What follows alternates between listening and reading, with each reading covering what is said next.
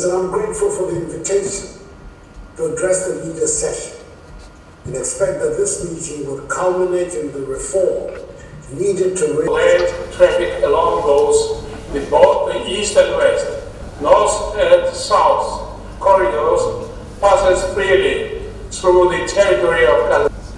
Developing countries desire a globalization that does not create climate crises.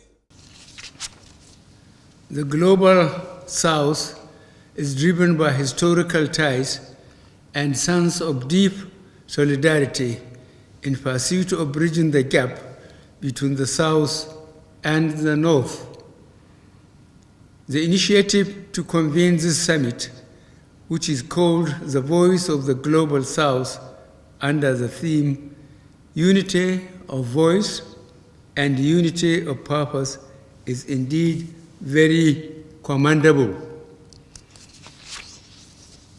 I have no doubt that the emergence of India as voice of the Global South is apt, considering the role the country played during its 2-year terms at the United Nations Security Council and the humanitarian gesture it extended during the coronavirus pandemic. Excellencies, it is in line with the vision One Earth, One Family, One Future that India calls for this summit, bringing together leaders of the South to share their perspectives and priorities on a common platform ahead of the G20 summit later this year.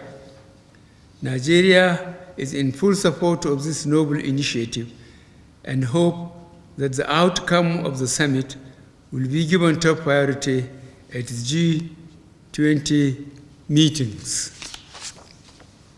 I am also optimistic that the summit will address issues of climate change, food security, and access to energy, as well as ways to reduce the increasing burden of debt and inflation on the global south. This huge debt burden has significantly derailed many countries' development plans.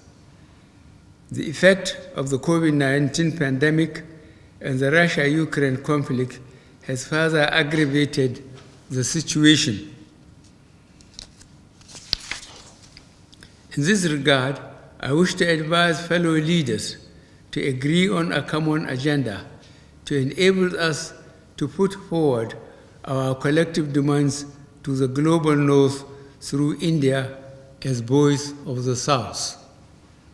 Excellencies, to conclude my remarks, I would urge India to further intensify efforts to facilitate the flow of foreign direct investment to the global south using its leverage as president of G20.